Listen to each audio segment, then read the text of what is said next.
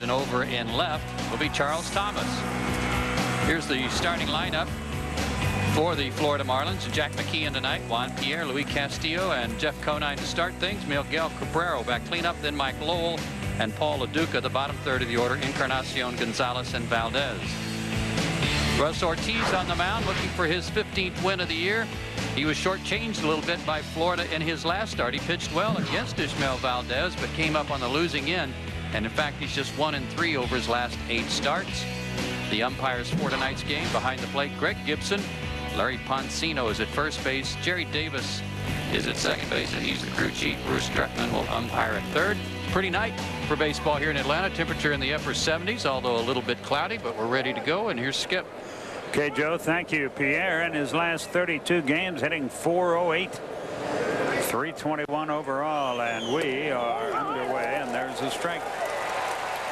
0-1 the count. Andre Dawson joins us in the second inning. The Hawk will be with us throughout the middle portions of the game. You'll enjoy him. He's a very engaging fella. A ball and a strike. Crowd of close to 30, I would guess, on hand on a beautiful Friday night.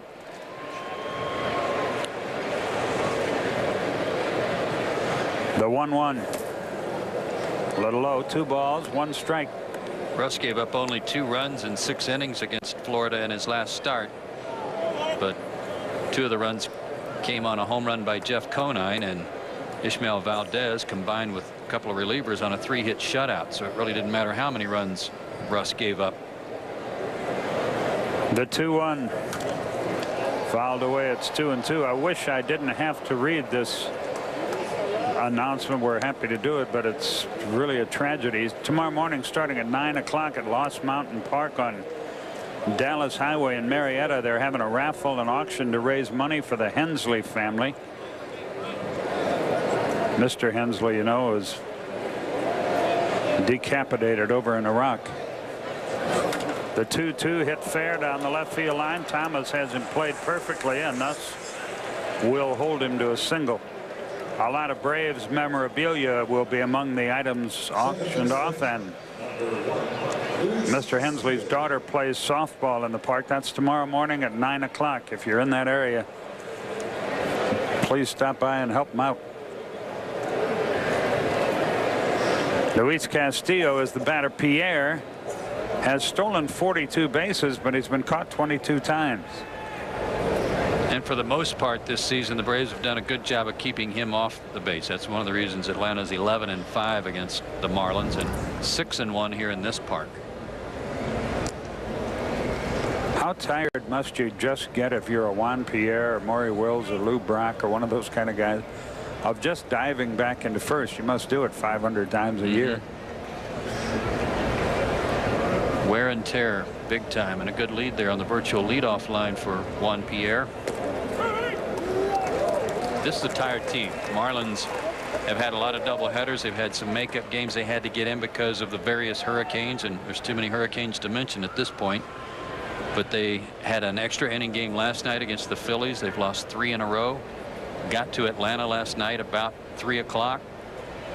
They're a tired bunch. The 0-1 pitch.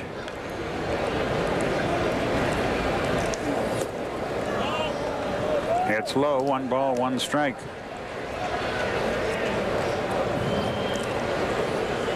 That loss to Florida in his last start, the only time he's lost to Florida this year. Russ had been 3-0 against the Fish, and he's 9-5 against them lifetime.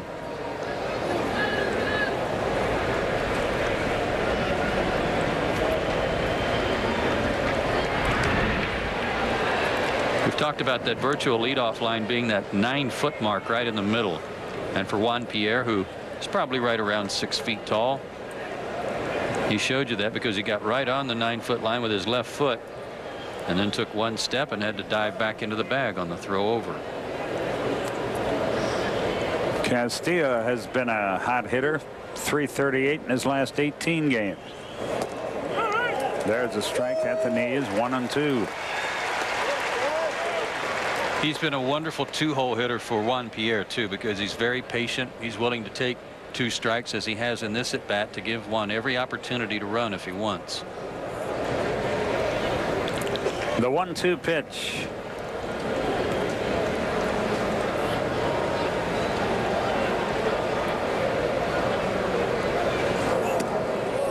A little bit low. 2 balls, 2 strikes. Like a good pitch.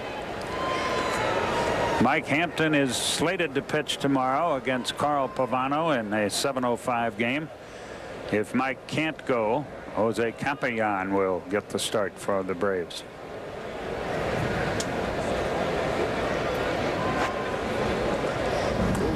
Bobby hasn't decided yet about his pitching rotation for the playoffs, and one of the reasons is, well, the first reason is he never worries about that till you get the business officially taken care of winning the division. The other one is, who knows about Hampton? Nobody, including Mike, till he tries to pitch. The 2-2. He's running. Struck him out. Safe. A 1-hop throw. Castillo out on strikes. Pierre, his 43rd stolen base.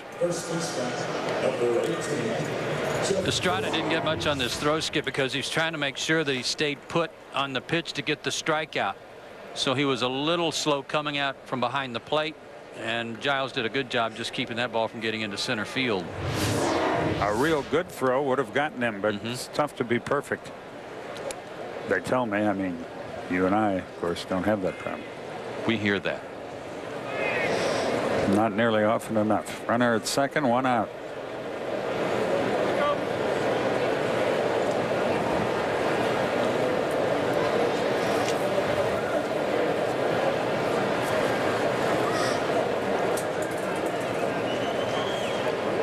Nobody there but Pierre.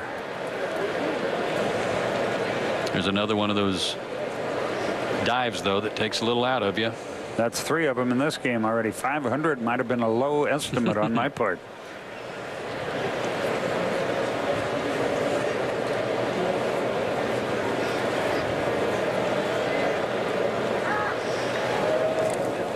Close, but he's back in there. And every time Marcus Giles catches a ball, he feels a little bit of a bang on the pad at the base of his index finger. That little puffy spot on his palm, which is right in the pocket of his glove, where infielders like to catch the ball to make sure they've got it in there. Conine finally sees a pitch. It's high. 1 ball, no strikes. If you missed it late last night, the Dodgers won their game. The Giants lost theirs. San Diego is now 5.5 games out. They're not going to win the division. In the wild card race, Chicago by a half game over the Giants. Houston 2.5. The Padres 4.5 out. There's the strike. It's 1-1. Boston by 6 in the American League wild card. And they trail the Yankees by 4.5.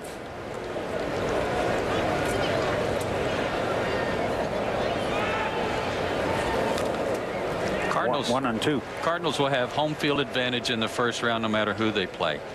For the Braves, in order to have home field advantage in the division playoffs, they have to have the second best record. So while we were talking about those injuries and guys needing rest, the Braves still have a battle on their hands with whoever wins the National League West to make sure they maintain that home field advantage in the division series. Cincinnati all over Pittsburgh tonight, 7-0. Mets lead the Cubs 1-0 in the third. 2 balls, 2 strikes. Conine's had a good second half driving in runs. He's been on a tear. But recently just 2 for 18, although one of those hits was the 2-run homer off Ortiz, which was the first hit he had ever gotten off Russ. Came on Sunday. Yeah, he's 1 for 13 against the Atlanta right-hander. 3 balls, 2 strikes. Pierre keeps the infield sort of in perpetual motion. Giles has to keep him close He's jumping around out there trying to cut down on his lead. It unsettles everybody, and that's what a leadoff man gets paid to do, really. And it makes the pitcher change his delivery a little bit. Russ is trying to speed up his move to the plate. That throws him off a little.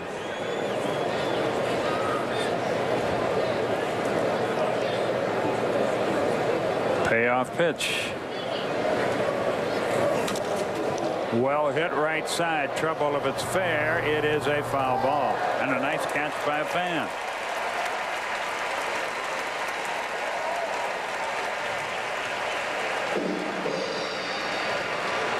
That Good kid, play. he spends a lot of time out by the talk show, doesn't he? Yeah, he's at the ballpark almost every night. Good for him. Good play. Over the rail. 3 balls, 2 strikes.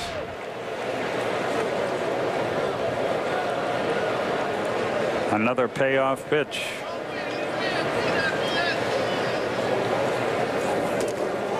Just missed outside. 2 on 1 out for Miguel Cabrera.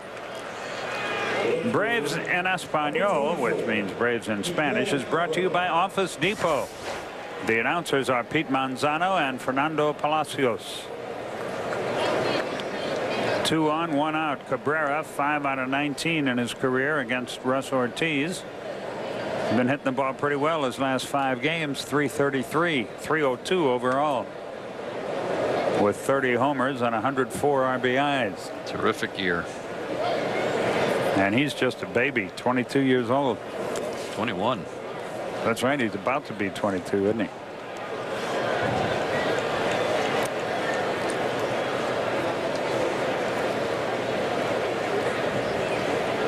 By the way, that strikeout of Castillo, the 1,000th of Russ Ortiz's career. That reminds me of Charlie Liebrandt's 1,000th strikeout. Circumstances.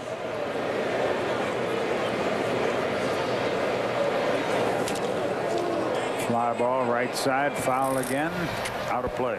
I know Charlie would wish I'd forget about it, but we were in Philadelphia.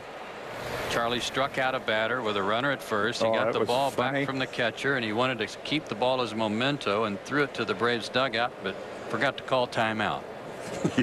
Guy's just running around. As the ball was bouncing to the dugout, Charlie was trying to call time. I'd forgotten all about that. The 1-1 pitch.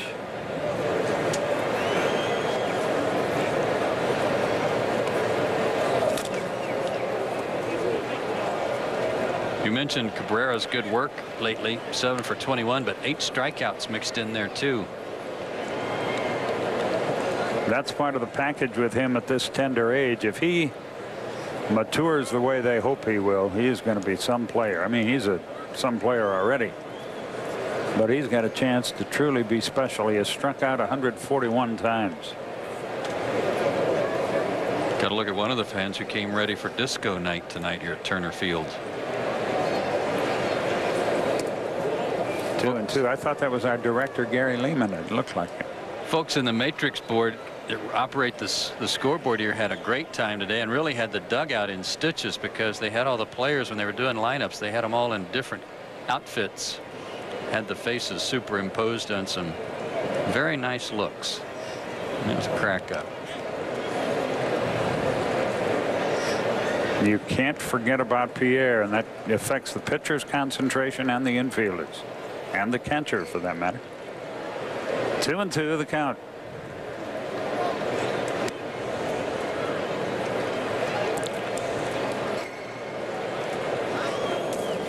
And another full count.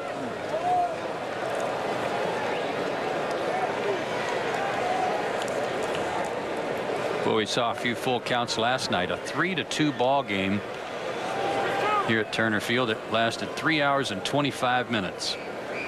Both sides going deep into counts. And another payoff pitch. Let's see how the Marlins play it. Will Pierre be running with 1 out? And will Conine be following him? They are. And a fly ball popped into short right. That'll be easy for Drew. The runners return. And JD makes the catch for the second out. Here are some of the lineup looks. Check out Marcus Giles, JD Drew, Chipper in his Saturday Night Fever look, Johnny Estrada, Julio. Not kidding, these are great. Julio's the only guy who remembers that era. Russ Ortiz, and then check out Bobby Cox. Yeah, baby. That even cracked up Bobby. Mike Lowell, the batter, with 2 on and 2 out. Breaking ball for a strike, 0-1.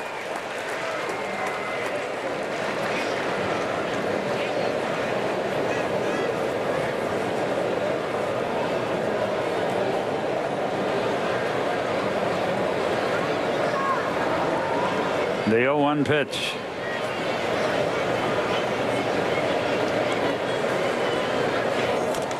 Popped up another curveball, should be out of the inning. Chipper in foul territory, and the inning is over. A hit, 2 left, bottom of the first, no score.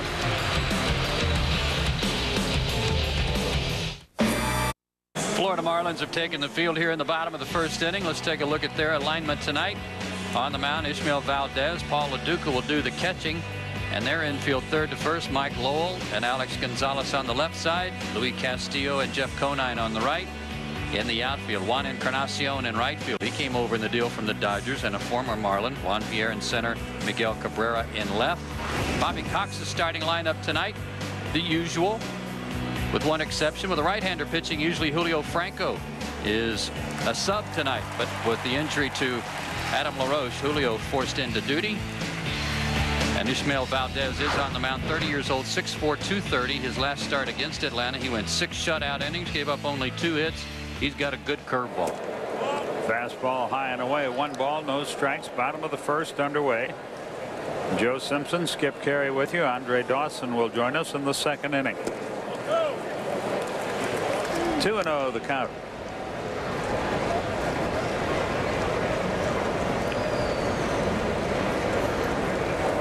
Yankees an early lead over the Red Sox, 1-0 in the third. Ernie Johnson will be keeping you up to date on that game as we go along here tonight. Hit hard, good play by Conine. He's going to win the race to the bag. 1 out. Jeff Conine, a very underrated defensive first baseman. He's a dandy. Marcus Giles, the batter, he had struggled a little bit after coming off the disabled list, but he's gotten his groove back now. Last 13 games, hitting .352 overall, .302. One thing that may work to the Braves' advantage tonight, Skip, is the fact that last night's pitcher for Cincinnati, Luke Hudson, had a very good curveball, and maybe Atlanta can zero in on Valdez tonight because of it. 0-1 the count. Fan from Ackworth, Georgia, comes away with a souvenir.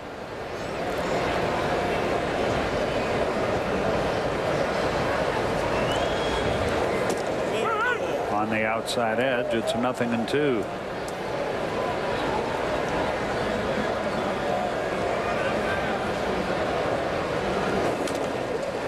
And the count stays the same. Into the Lexus level it goes.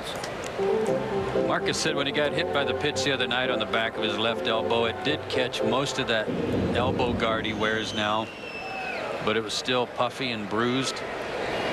He was able to maintain some flexibility in it. Come on, Gil. Get us going. Come on. 1-2 the count.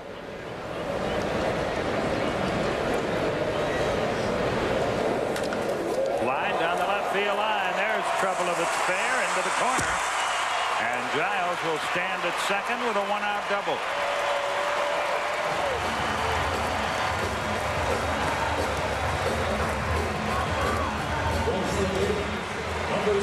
Marcus kind of lulls you to sleep. He keeps fouling balls off the right field, and then you think you can come in on him, and he drops the head of the bat down there. Turned on that beautifully.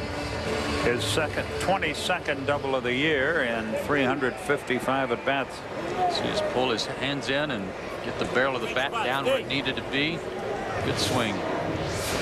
Here's J.D. Drew with 90 RBIs, 31 homers.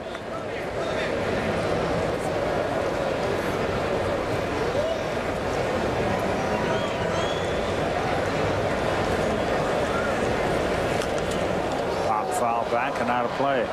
Last two nights the Braves have really had a hard time hitting with runners in scoring position. They left 9 men on base 2 nights ago and they blew that lead against the Reds, and last night they left 12 men on base. Only 12 hits combined, 6 each night. Upstairs and the count evens at 1-1. Yankees now 2-0 in the third over Boston.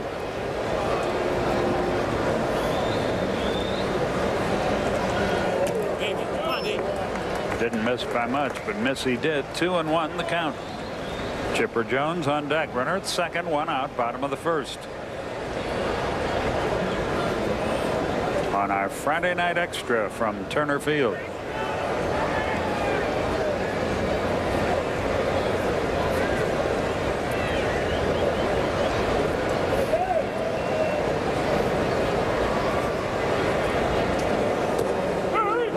Let up for a strike. Good pitch.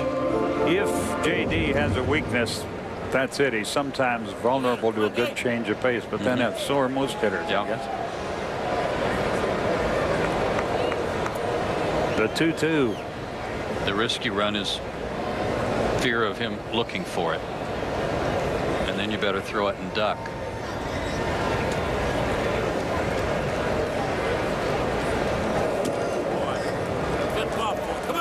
One of the things I've liked most about watching him play this year is how relaxed he is at the plate on every single at bat.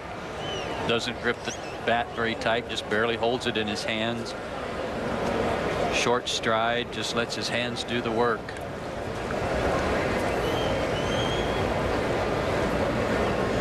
Very simple.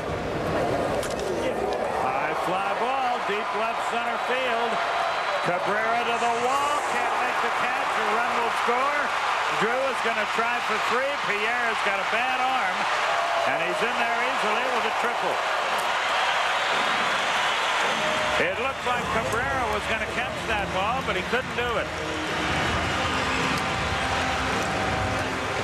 Remember that catch made last night by Ryan Friel? It was right in front of the picture of Warren Spahn. This looked like a changeup that was up and away, and J.D. Drew stayed with it. But watch the speed of this guy. He thought for a second he had a home run, and then when it went off the wall, watch him pick it up. No problem. He either thought he had a home run or he thought the ball was going to be caught. One of the two. Neither happened. Chipper loops one down the left field line, but foul. 0-1. He seeks his 93rd RBI of the year. So the Braves break out on top.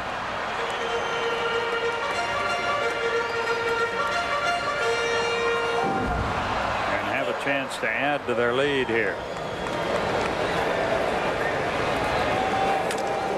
That'll get a run home. Cabrera the catch. Here comes Drew. He'll make it easily 2-0.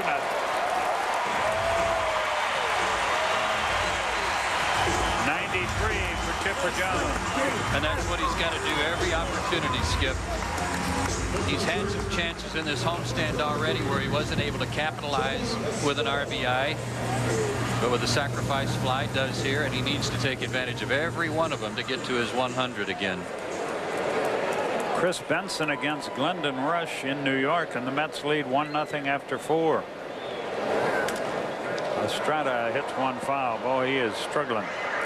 10 out of 58 in the month of September.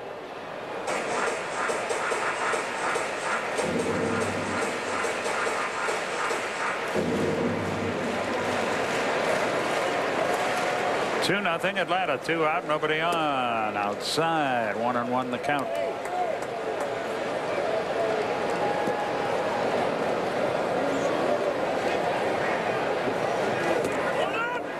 Valdez has already given up 2 more runs than he did against the Braves last week in Florida. And he pitched 6 shutout innings. He got off to a little bit of a rough start that day, but settled in, was mighty tough after the first. That's well hit. Pierre plays it off the wall. Estrada is at second with a double. 2 doubles and a triple in the inning. And Julio Franco will have a chance to do some damage. Did that ball fool you a little bit? It did me. I didn't think it was hit that well. It jumped off Johnny's bat and almost hit it out of here to the deepest part of the park. The wind is blowing that way, but really not very hard. It's just a little breeze. No, it didn't fool me, Joe. I had it all the way. I forgot. I'm sorry.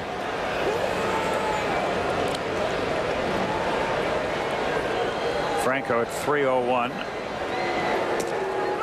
There's that curveball. Nothing and 1 the count.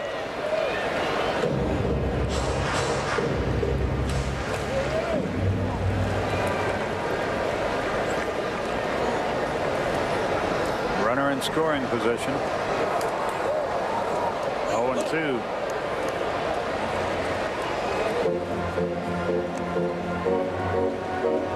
Even though Julio doesn't often start against right-handers, he came into the game tonight hitting 300 against lefties and 302 against right-handers, and he actually has more at-bats against right-handers this year. That surprises me. A lot of his pinch hitting appearances have been against right-handers. Little tapper to short should end the inning. Gonzalez to first. And the inning is over, but not before the Braves take the lead. Andre Dawson will join us as we go to the second inning.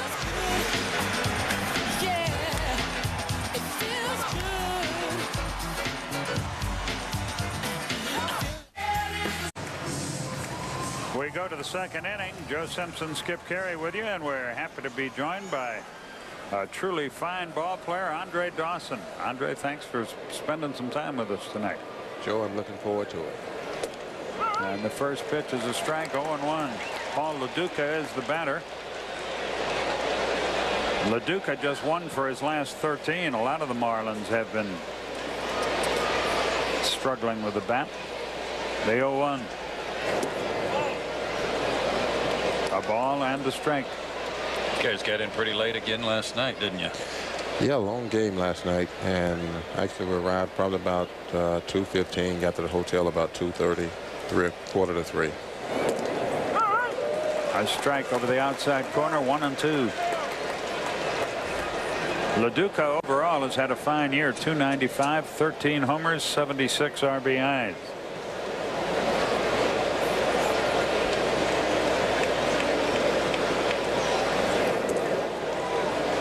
How much has this schedule taken out of the ball club?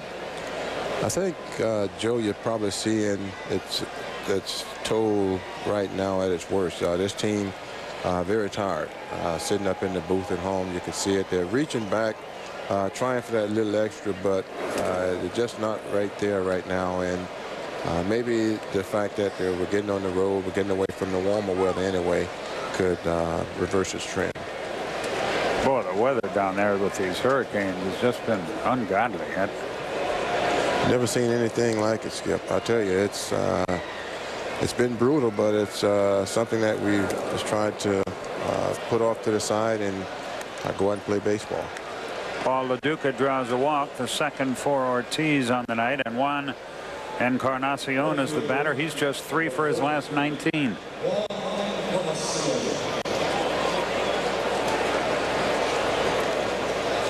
Easy game from up here, isn't it? Compared to being on the field. Well, you know, when you think about it, I think it is. It's a lot easier. You see a lot up here that you don't see when you're not there on the playing field. Yeah, we've said before, the dugout's the worst place to watch a game anywhere. Well, as a player, the one thing I learned is that when you sit and watch from the dugout, you learn a lot. A lot of players don't like to take days off, but I felt over my career you learned a lot, and that one day that you sit, you know, you can pick up some things that otherwise you wouldn't do if you're out there on the playing field. 0-2 the count. The Red Sox have tied the Yankees 2-2 in the third, and they're still batting. Cubs failed to score in the 5th against Chris Benson. The Mets are hitting now against Glendon Rush. New York leads 1-0 in that game. Dodgers and Giants have a big one later on.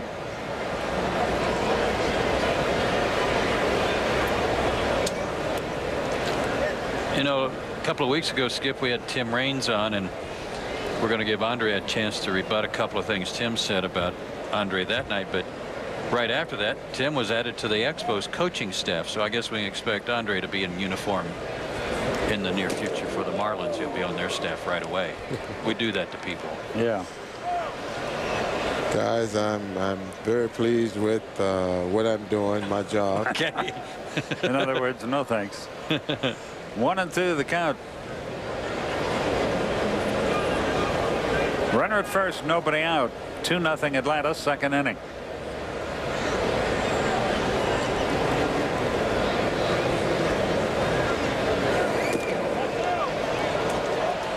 Two and two is now the count.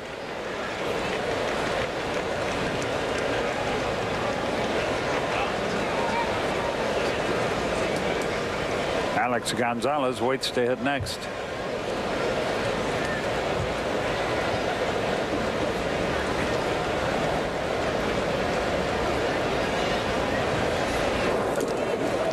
Encarnacion chased the breaking ball. Strikeout number 2 for Ortiz. First out of the second inning.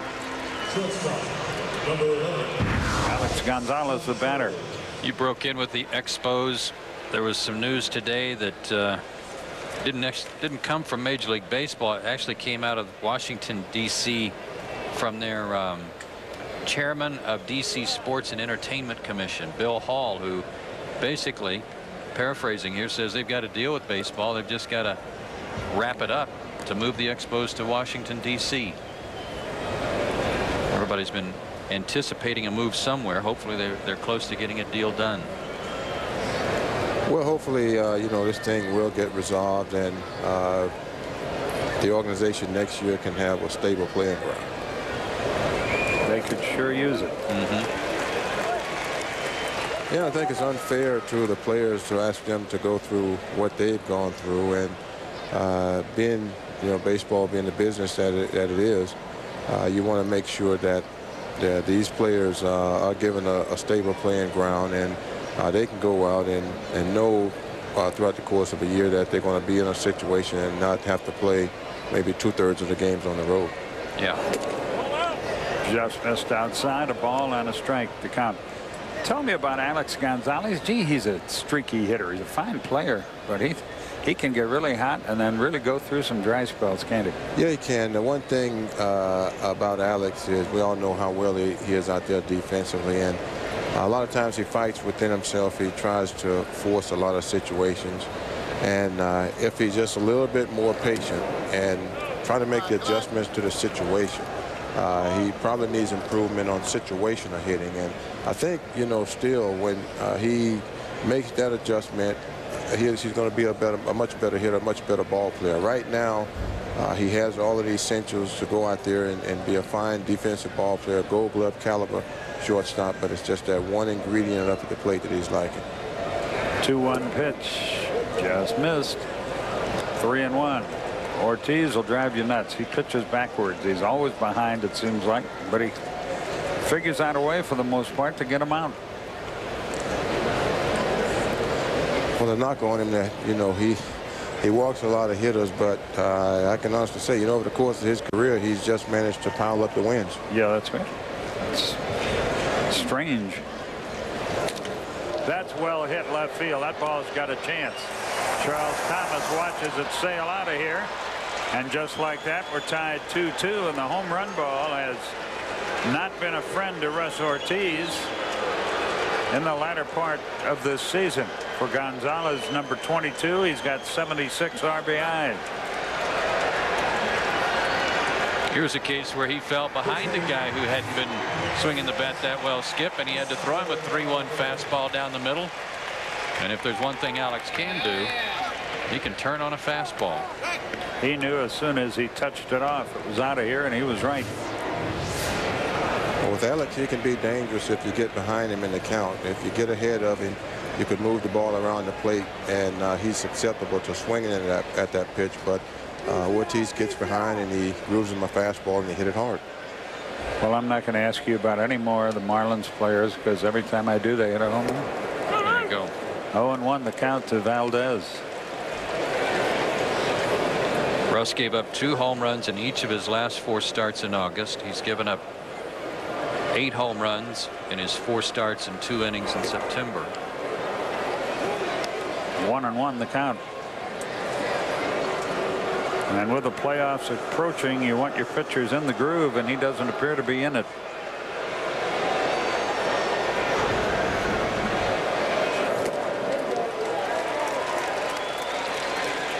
One and 2 the count to Valdez, is batting 184 on the year.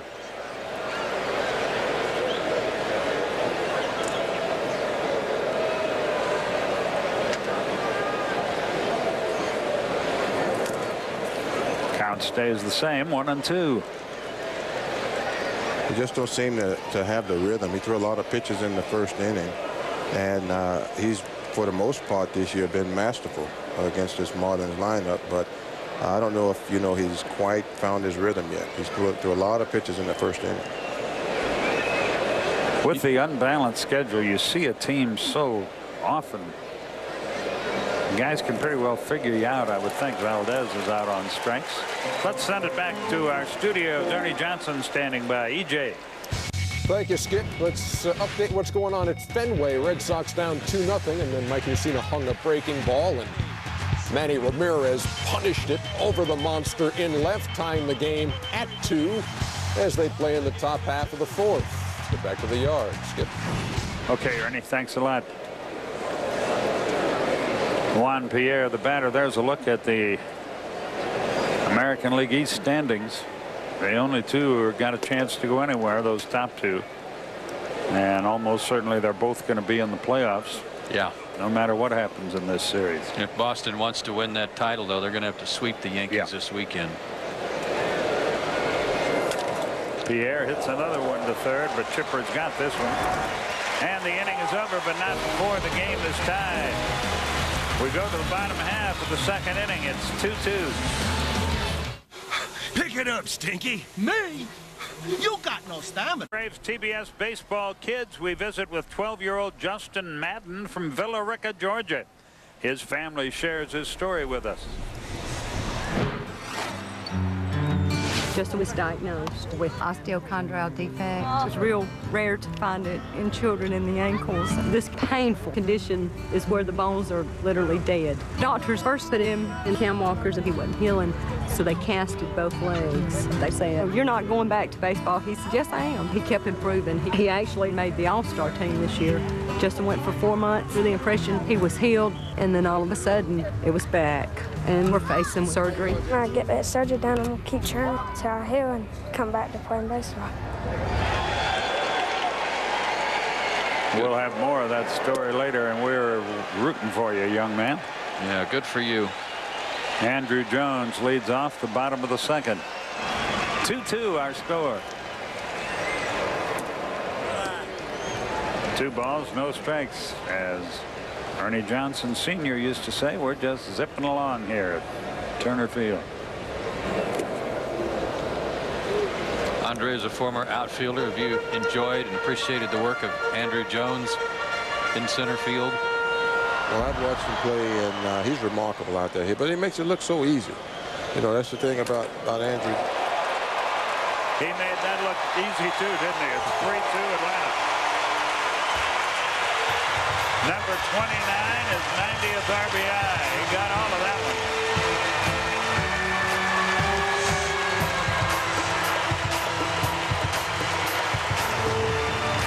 So the Braves have the lead back. Go ahead with your point. Between Andrew Jones and J.D. Drew, we can't figure these guys out. They've really done some damage to this Marlins pitching staff this year. But getting back to the defensive part of it, it makes everything look so easy out there, and he plays the outfield so flawlessly that you think that, hey, this guy You look at him and you look at J.D. Drew and the kid that you have out there in Thomas, perhaps the best outfield right now in my estimation in all of baseball. And I think you got to tip your cap to Andrew Jones for being the leader there. That might go too, and it does to Thomas. A line drive, homer to right. It's 4-2. The Braves still don't have a single in this game. 2 doubles, 2 triples, or 2 doubles, 1 triple, and 2 homers. I think we ought to just let Andre keep talking about these guys, see how many more they can hit. Yeah. That was a rope. Both of the home runs, both Andrews and Charles, have been line shots. And while Charles has had a tough month of September, he can start fresh tonight with this one. No doubt about that one either. It's amazing. We got the same 2 pitchers of 5 days ago and different results. That's what we were alluded to before, right before the break, that hitters see the pitchers so often, 5-6 times a year, they really begin to figure them out.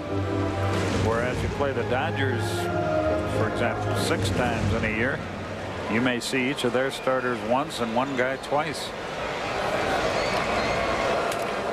Ground ball to third should be easy. Lowell doesn't miss many over there. 1 out.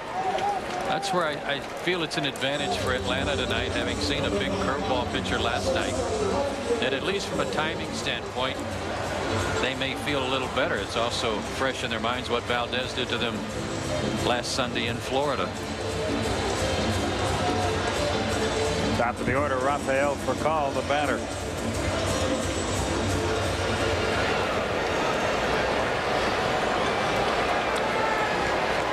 One out, nobody on, but 2 runs are in after the back-to-back homers.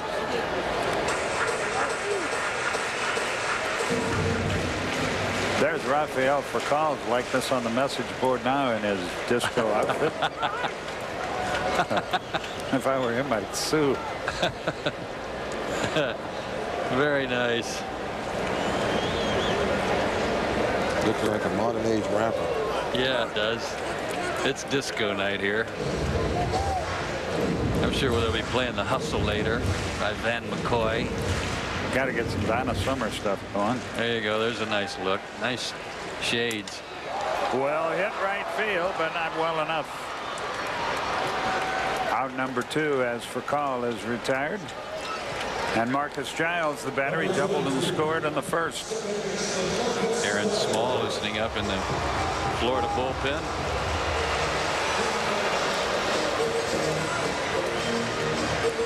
Charles Thomas needed that home run. He's been struggling with the bat a little bit.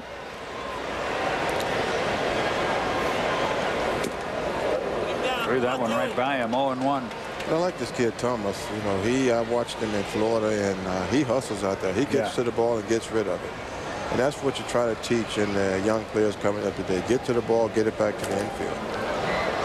Andre, he came up when the team was not going so good. He and Nick Green came up in the minor leagues and both really infused a lot of energy into this team, and Charles's hustle, I think, rubbed off on a few guys. Little looper, that's going to get down for a hit. Yeah, I remember that real well. I think just at the time when this team was starting to get things turned around and going a different direction. J.D. Drew is the batter. He tripled in a run his first time, later scored. The hitters have been ahead of the pitchers tonight.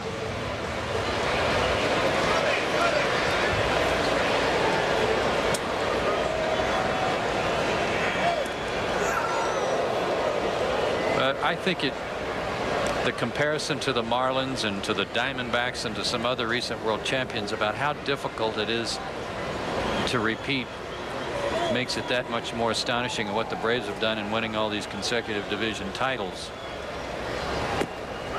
Florida coming back from a world championship, fighting for their life just to have a chance to get in the playoffs, not even win a title.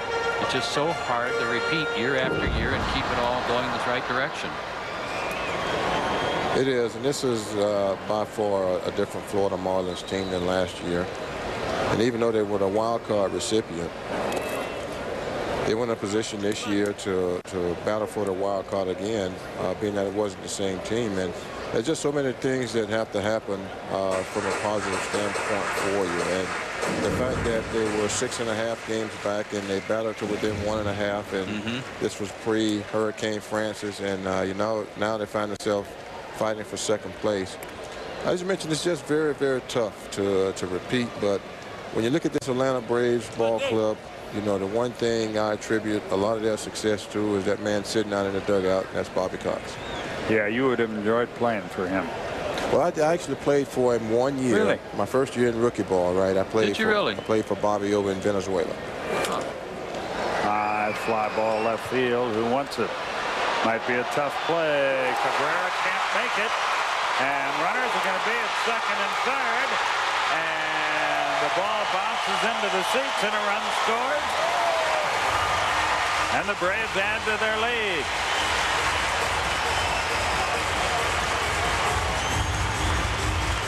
It'll be a hit and then an error on Cabrera, I guess, and no RBI. We've seen some weird plays in this homestand already, and here comes another one. Right off his glove, he picks up with a bare hand, tried to flip it to get Giles, and then one hopper into the seats. Just some weird goings on here late in the year. The Braves will take all the help they can get. See how they score that. It is a hit and an error. That was a major league wild throw. I'll say that for Cabrera.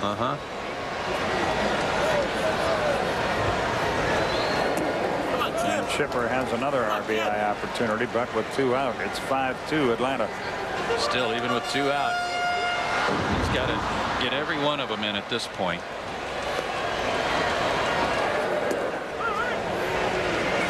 Breaking ball is in there. It's 2-1. What was Bobby like back in those days, Andre?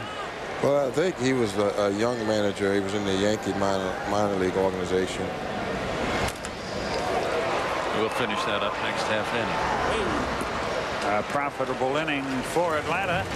It's 5-2 after 2.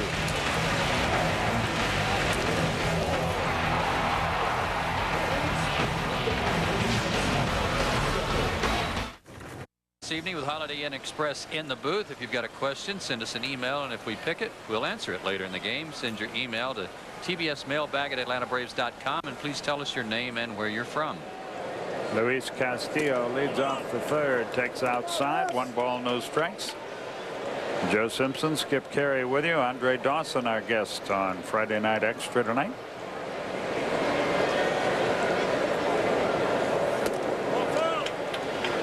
2-0 the count. You were talking about Bobby Cox as a young manager back when he managed you. Right. Bobby gave me an opportunity to play in winter ball. Actually, I went over there to just get some exposure and be around some major leaguers, AAA ball players, and I was given the opportunity to play as a result of some injuries to a couple of the outfielders, and did fairly well. Bobby gave me a high recommendation, and I was able to miss a ball and start the season in Double-A the following year. That's nice. 3-1 is the count to Castillo.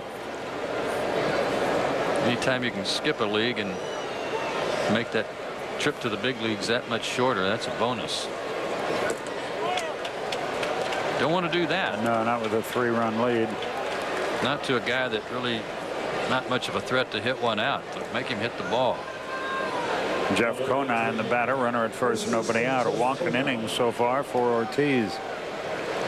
Cincinnati 10-1 over the Pirates in the 5th. Montreal 8-0 over the Phillies in the 5th. That'll knock the Phillies out of it. I mean, they're not really in it, but mathematically they are.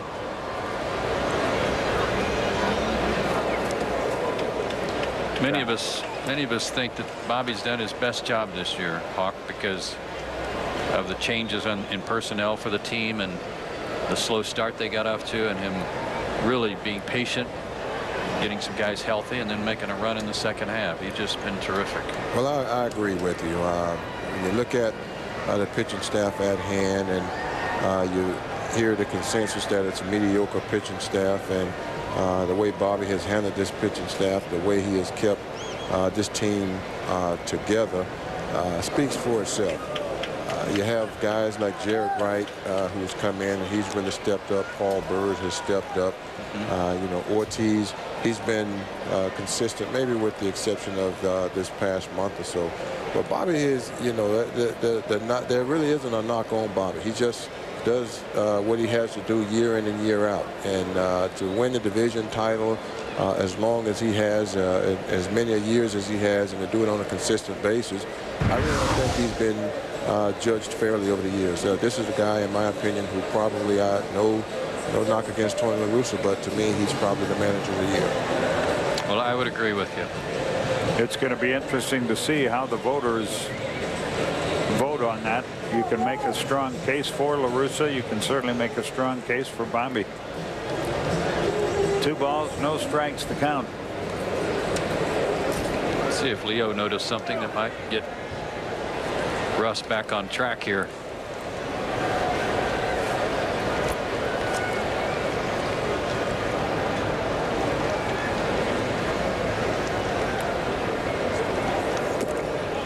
Not yet. 3 balls, no strikes. He's missing a lot with his fastball. He can't seem to locate it tonight, and he's got such a good curveball. I wish he'd throw that a little bit more just to see if he can throw that for a strike and not worry about his fastball so much. There's a strike, and it's 3-1 to Jeff Conine, who walked his first time. Runner at first, nobody out here.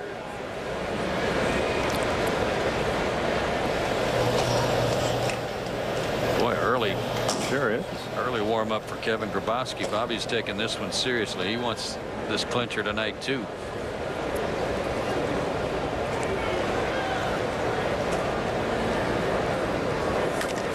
Line drive, right field, base hit. Runner will stop at second. 2 on, nobody out, and the tying run comes to the plate in the person of Miguel Cabrera. You were talking about situational hitting a minute ago, Andre, and down by 3, even though it was a 3-1 count, Jeff Conine very happy to take advantage of that hole over there. Well, Conine's a professional hitter. The thing he has learned later in his career is that there's a lot of base hits over in right field. He waits on the ball. He goes real well to the opposite field, and he's a fine hitter. He probably would admit to everyone that, you know, by far isn't the typical year that he would like to have, but the last month and a half, he's really come on, and he's doing some things out there that this organization thought he would do. And he made the transition from the outfield back to first base, and he's feeling a lot more comfortable over there. So sad to say, you know, the season is coming to an end, but his game is starting to come around now. The 1-0 pitch.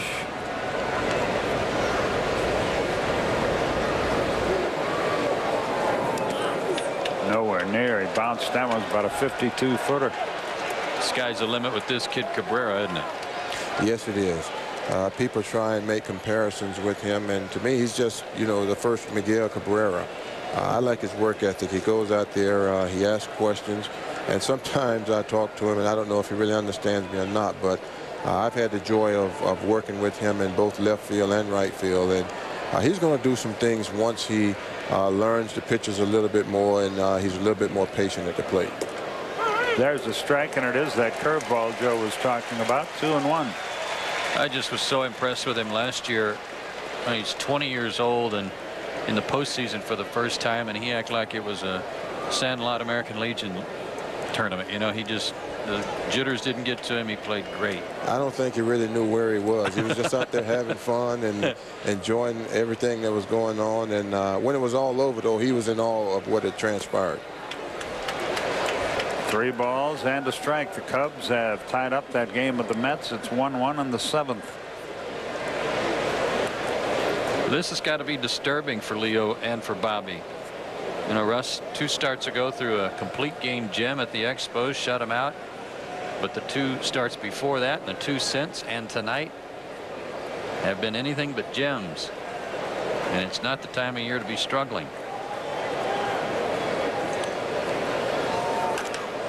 There's a drive deep center field on a 3-1 pitch. Andrews going to get it. Both runners tag. The throw is to second. He is safe. Cabrera just missed getting it out of here. As it is, the runners move to second and third with 1 out. It's a productive out for Cabrera, even though he didn't get it out of the ballpark. He got on top of a high fastball, it looked like, and almost hit it out of here, but good base running by both Conine and Castillo to advance and get into scoring position for Lowell. Infield back willing to concede a run for an out for Atlanta.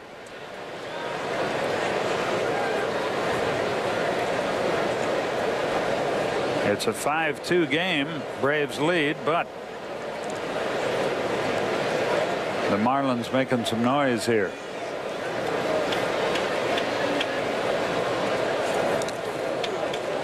They're coming off a slugfest last night with the Phillies. They lost it 9-8 in 10 innings. It looks like a similar game tonight.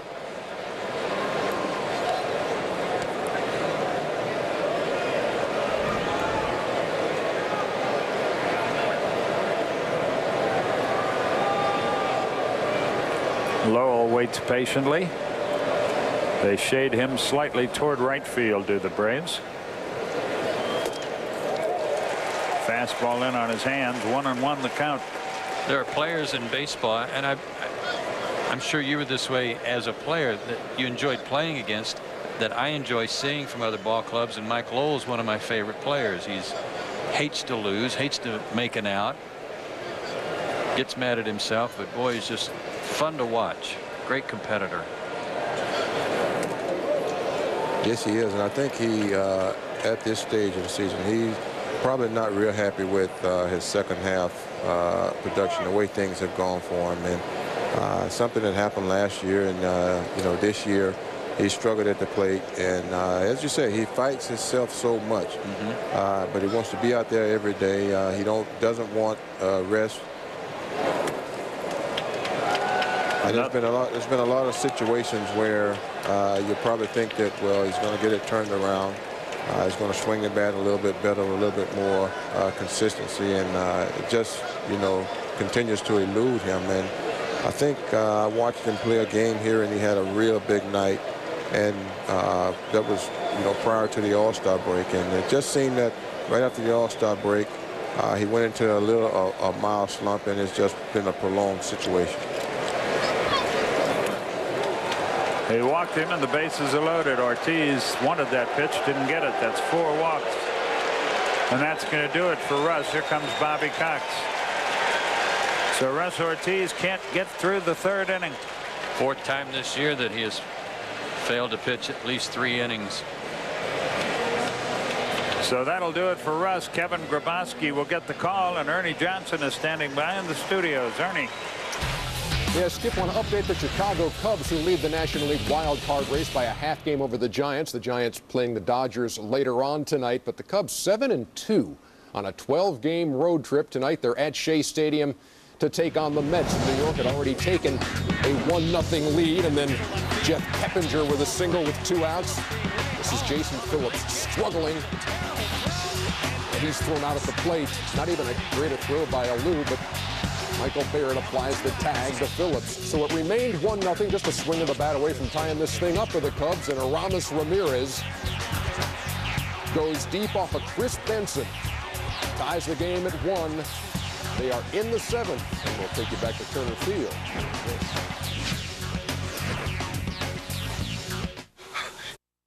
Fans, as you know, college football is on TBS Saturday nights at 7 o'clock Eastern Time, and tomorrow night the #1 ranked USC Trojans meet the Stanford Cardinal. Join us for Big 12 and Pac-10 college football every Saturday night on TBS. Seeing that highlight that Ernie had for us of Jason Phillips trying to score, Ernie's dad could still outrun Jason Phillips. I think so. Paul LaDuca bats with the bases loaded. Russ Ortiz not at all happy with his night. 2 1/3 innings, 3 hits, 4 walks, 3 strikeouts. 2 runs to this point. The runners on base, his responsibility. There's the strike and a good start for Grabowski.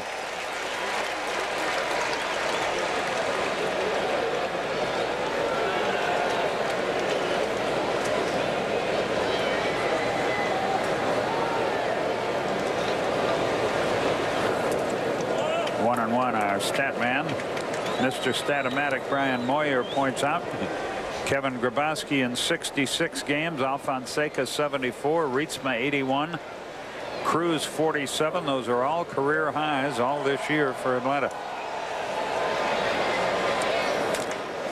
Double play ball. No, it's going to score at least 2. It's going to score. They're going to try to score a third man, and he will make it. It'll probably be a double. The ball came up on Chipper, and the game is tied. That was just a flat-out bad hop. I don't know that they would have gotten a double play out of it. We'll never know, but it looked like when it came off the bat, it had a chance to get the Braves out of the inning. High bouncer on the first bounce, and then a kangaroo hop just past the bag. So the 5-2 lead is a thing of the past. It's a 5-5 game, and all the runs charged to Russ Ortiz, but the runner at second is Kevin Grabowski's problem. LaDuca now with 79 RBIs. There's a pop-up that should be handled. Giles calls for it. And that's the second out of the inning. Skip, the way the playoffs are set up, if the Braves eventually do clinch this thing, they will open up the playoffs on either Tuesday or Wednesday. That's October the 5th or 6th. And the way this rotation is set up right now, Russ Ortiz's turn would come up for that first game, but I'm not so sure the way things are going right now that would be your opening day starter. Well, he'll get another start, and that will probably dictate. Yep. And they don't know about Mike Hampton. Jarrett Wright pitched well last night, but is under the weather. He's got the same thing that most of us have, upper respiratory problems. As a manager, you really don't want to run into pitching problems at this stage. No. No way. John Thompson has pitched well. He's had a good run here the last 6 weeks. Hit hard, but fouled. Gonzalez, of course, hit a 2-run homer his first time.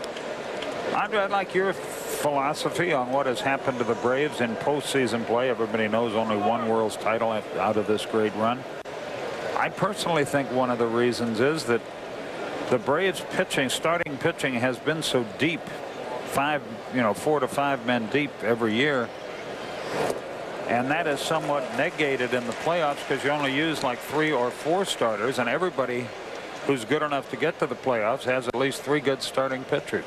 Right, and your situation here stems from you got to know, how. Chipper digs that out, and the inning should be over. We'll get to it when we come back. Yeah, I keep asking the questions just as the inning ends. That's not a good thing. That's my fault. Bottom of the third, 5-5.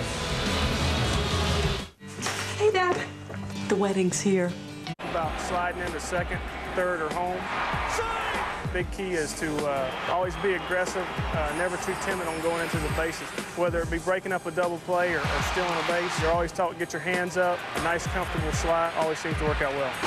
Head first slides can cause a lot of problems. I think guys throughout the league have had various injuries from jamming your fingers in the bag to hurting your wrist. I've always been a guy that slides feet first. The big key is, get your feet in there and do it a nice, safe way. He's going to be way at home, and he'll score easily.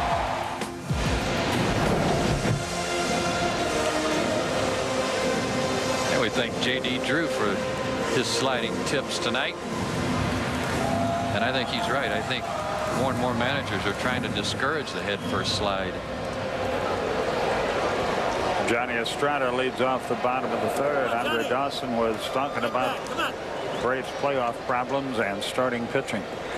My observation over the years, I've watched, the Braves when they played in postseason play, is that a lot of situations you have teams that the pitching staff match up real well against the hitters.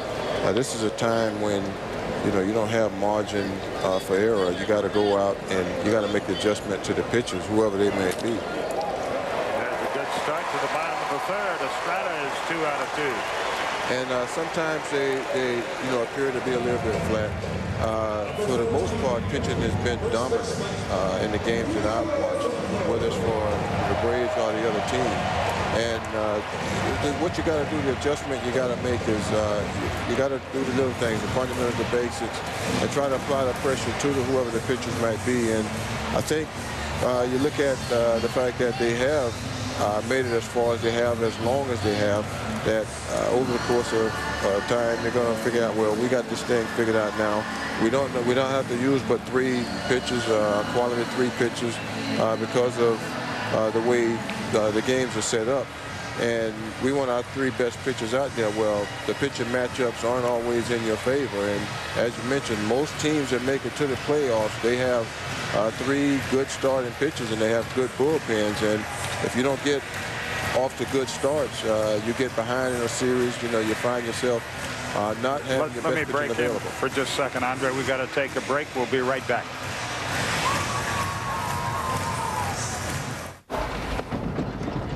The Marlins here. Howard, 1-1, a 5.57 earned run average in 29 games. And the first man he will face is Julio Franco, who has had a great year for the Braves and a great year as far as the record book is concerned. Take a look at this. It's past some pretty impressive people. Names that everybody knows, especially modern day players like Ryan Sandberg. Everybody knows about Mickey Mantle. And just yesterday, Red Schoendienst. Next on the list, Jim Rice.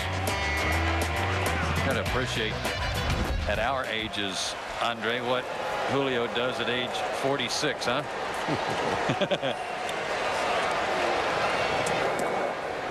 I think Julio said after he turned 30, he didn't take for granted his ability.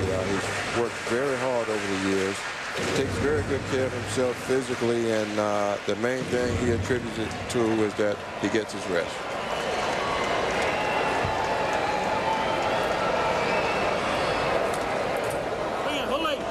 On the count. Runner at first, nobody out. It's a 5-5 ball game. We're in the 3rd inning. Both starting pitchers have been knocked out in the 3rd inning. Yeah, Valdez 2+ innings, 8 hits, 5 runs to this point. The runner at first, his responsibility, no walks or strikeouts.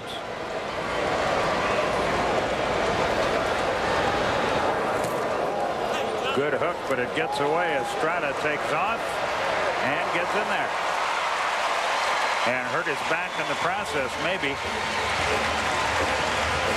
Yeah, he strained his back.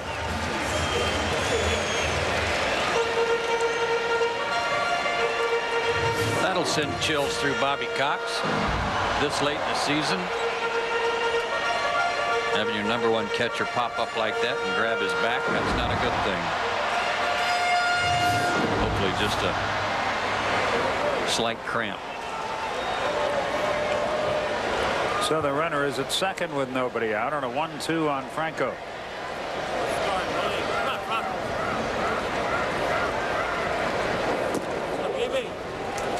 Julio Franco's always had that inside-out type of swing, and it's amazing that pitchers still throw the ball middle of the plate away to try and get him out instead of coming in hard.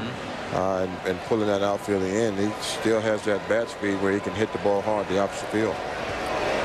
Ben Howard came over from the Padres in exchange for right-hander Blaine Neal right at the start of the season. And he gets Franco for the first out of the inning. Did you swing a big bat? Not really. Early in my career, I swung Tony Perez model, and it was a 35, 33 ounce, and I put that down quickly. Throughout the course of my career, I would say on the average a 34.5, 32 ounce, and even 34 inches, 31 ounces, maybe in my later years, my last 2 or 3 years.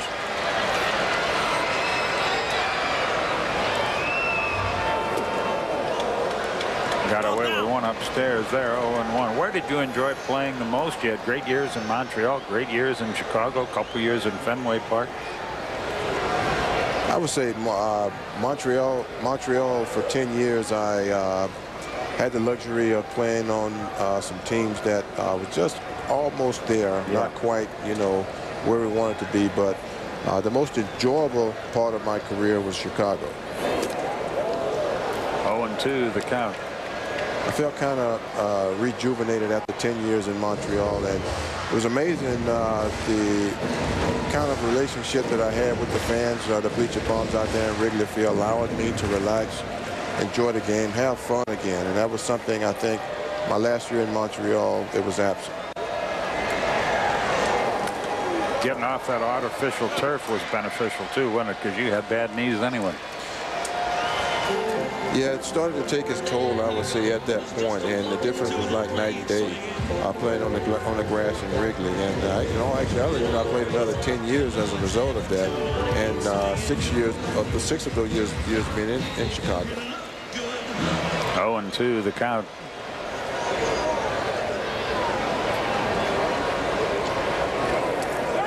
He went.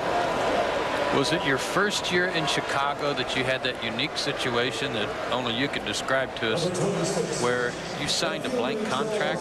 Was that just prior to going to Chicago? No, that was '87. It was my first year in Chicago, and to get into that would be pretty extensive. But yeah, it was a situation where me and my agent thought would best benefit myself. I always wanted to play in Chicago.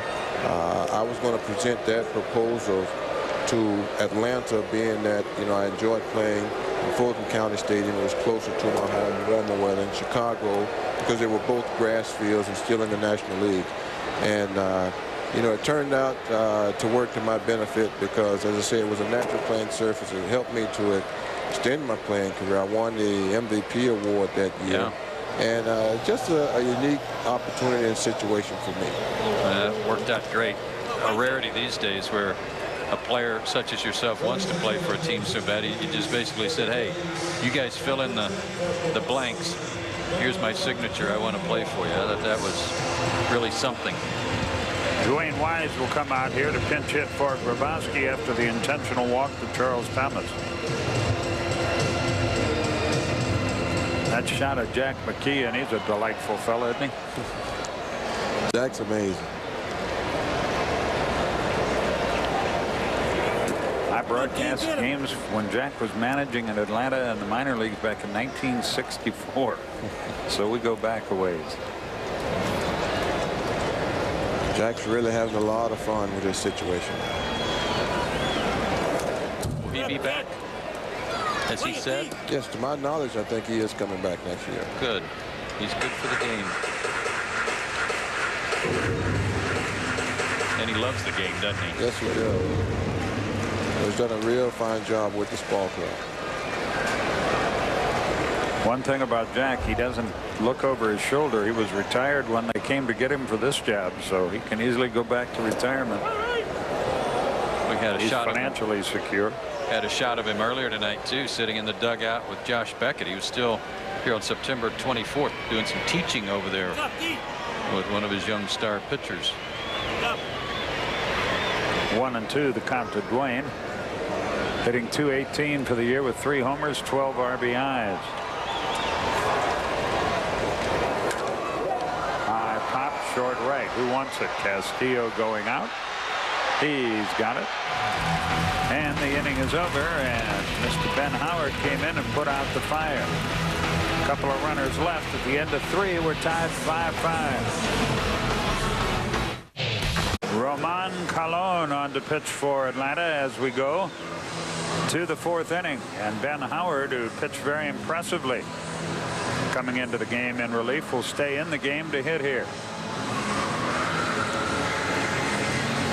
So it's Howard, Pierre, and Castillo in the 4th against Colon. 5-5 our score. They're in the 8th in New York. The Cubs and Mets 1-1. Chicago batting in the 8th inning. Ernie Johnson will keep you up to date on developments in that game and the Yankee Red Sox game and anything else of pertinence as we go along tonight. Look out.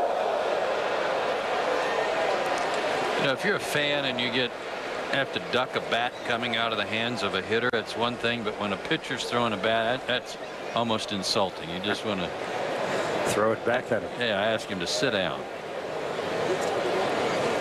Of course, Ben doesn't get a chance to hit very often, so he's getting it from his teammates too. What was that?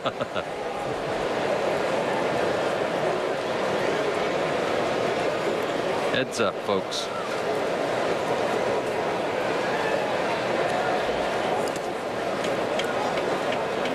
One and two, the count. Keeps rubbing his top hand as if he needs another batting glove.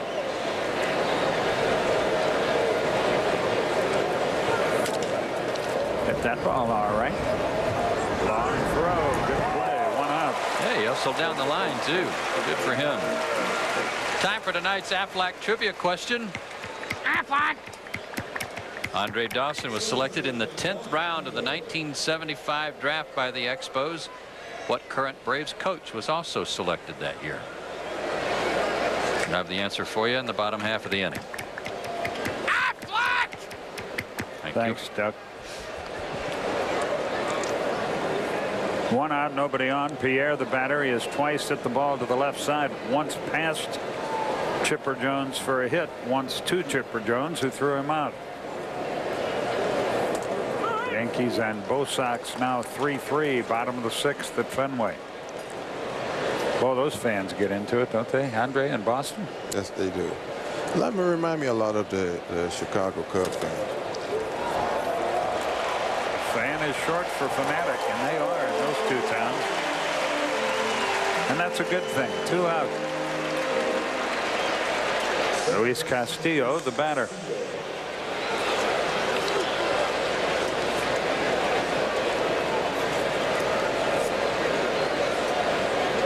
Castillo tonight has walked and scored. He has struck out. This guy's a good player. Set good numbers against Atlanta this year, as you see. While Atlanta's had some success keeping Pierre off the bases, they have not been so successful with Luis.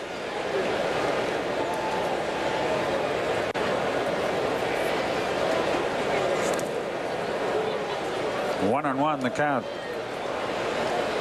Braves have high hopes for this young pitcher, Andre.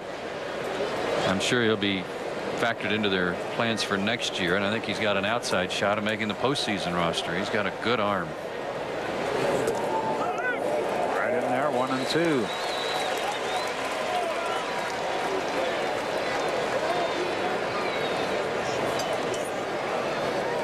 Braves just keep coming up with a good young pitching, which is sort of the way Florida has succeeded. With the Burnett's and Beckett's, and then Pavano coming into his own last year. Well, that's what this organization is known for. It produces fine young arms. The 2-2 pitch. Up and away, and it's full now, 3 and 2. Made some key deals, too, to get the likes of Penny from Arizona. Pavano acquired also, so they've made some shrewd deals to get some of their pitchers. Up the middle, Furcal gets a nice hop, and the inning is over. Colon works a 1-2-3 fourth, bottom half, 5-5. Top of the order, Rafael Furcal fouls the first pitch back, and the bottom of the 4th is underway.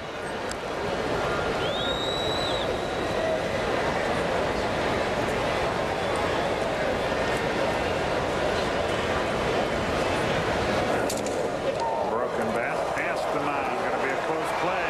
Good play, Castillo, and he gets it. And time for us to give you the answer to tonight's Aflac trivia question, which was what Braves coach was drafted in the same year as Andre Dawson back in 1975? Well, it was first base coach Glenn Hubbard, who was picked in the 20th round by the Braves. I was going to guess Bobby Dews, but that would have made you unhappy, so I didn't do it. My guess was whoever was 50 years old. That would not. Bobby Dews was 50 years old, but it was a long time ago. Yeah. Like me. 1 ball, no strikes. On the outside corner, 1-1. Thought it was Hubbard because I know we came up right around the same time. Here's a solid second baseman. Like this guy. A ball and 2 strikes. Marcus credits Glenn for his rapid ascent through the Braves organization. He could hit, but he was labeled as a poor fielder. And he and Glenn worked tirelessly to improve his fielding. His first year, I thought he was a terrible second baseman. Second year, I thought he was a very good second baseman. He lost a little weight, and boy, all the work paid off. He's become a very solid player. Here's Julio Franco, who's wired for sound tonight. Let's check in when J.D. Drew tripled earlier. How about can fly? Tell you what, he can run the bases. Maybe he's not faster than Fulky. He can cut the bases better. Yes, he can. And what Julio means by that is being able to lean into the bags as he's rounding them and cut the corner a little better. They did look pretty smooth. 0-1 the count. 2 out here, bottom of the 4th. High fly ball, pretty well hit, but not well enough. Cabrera is there. And the inning is over, and we go to Ernie Johnson. Ernie J., what do you got? Well, thank you, Skip. We welcome everybody back to TBS Sports Control, presented by MasterCard. Time to get you caught up on the rest of what's going on in the majors tonight with just 10 days left in the regular season. 10 games left for Ichiro to get 10 hits and catch George Sisler. Kind of a swinging bunt here by Ichiro. Mark Teixeira misses the swipe tag, and now we're talking single digits, 9 away from tying Sisler for the all-time hits record. Now, plenty of pennant and wild card races to go around, but let's spend a few moments on the race for MVP in the National League. Now, you got 3 different Cardinals in that mix. First up, Albert Pujols hitting .326, 44 home runs, 115 RBIs, and get a load of this stat, just 49 strikeouts in 653 plate appearances. That's stunning. Teammate Jim Edmonds, center fielder, there aren't many better gloves in the game. And check out the offensive numbers. Hitting .315. He's driven in 111 runs, has 42 homers, and he's taken a punch away just like that, too. Cardinals third baseman Scott Rowland may just be the best at his position defensively, too, and his numbers at the plate, not too shabby. .320 batting average, 33 home runs, and 121 RBIs. And now let's head west for these last 2. In Los Angeles, the Dodgers' Adrian Beltre hitting .342 with 47 home runs and 115 RBIs. He has doubled his home run total from last year and cut his strikeouts down 20%. And there's this fella in San Francisco. Oh, yeah, Barry Bonds hitting .371, and when he isn't being walked, which has happened 215 times, he's belted 43 homers, just 1 RBI shy of 100, and just 36 strikeouts in 580 plate appearances. 5 extremely worthy candidates. In tonight's Fans Extra poll, you can vote for yours. Go to AtlantaBraves.com to vote. And right now, back to Turner Field to Skip and Joe, and the guy who was the National League MVP way back in 1987, the Hawk, Andre Dawson, guys. Okay, Ernie, thanks very much. Jeff Conine leads it off. Boy, you could argue about that MVP thing till the cows come home. And let me throw something else in on the Ichiro Sisler thing. Sisler did it in 154 games. If you prorate it, I think he would have had 270 hits in 162 games. It's not Ichiro's fault that he gets to play more games, but it is a fact that Sisler got his 257 in 154 games. Might be time for another asterisk next to that. Yeah. No, but not in a negative way. It's just a fact. I'll be interested to see what the fans think on the MVP award, too. Who would you vote for, Joe and Andre? Well, for me, it's a tough. I'm glad I'm not a writer. But I look at those guys over in St. Louis, and it's hard to pick one or the other. You know, they're all feeding off of each other. Where would the Dodgers be without Adrian Beltre? And You know, Barry Bonds, the reigning MVP champion, if you want to call it that. It's a tough call. I would say because the Dodgers are in first place, I would probably sway toward Adrian Beltre. Joe? If the Giants make the playoffs, I feel like, with all due respect to the other players, they depend so much on Barry Bonds. If they make the playoffs, I'd vote for him again because he's so important to them. If they don't, I would vote for someone else, and that would probably be Scott Rowland. I think he's the best third baseman in the game. It's a challenging position, not that center field isn't, certainly, and Jim Edmonds holds his own out there and does a lot better than just holding his own, but I think I'd vote for Scott Rowland. I would vote right now, and no matter how they finish, for Barry Bonds. I think what he does, all the things he does, all the walks he gets, the on-base percentage, the slugging percentage, I don't think the Giants would be within 15 games of a playoff spot without Barry Bonds. He's my guy. 3 balls, 2 strikes. He's not necessarily the warmest, cuddliest human being of that group, but so what? He's a heck of a player. High pop. Will Julio have room? He will. 1 away.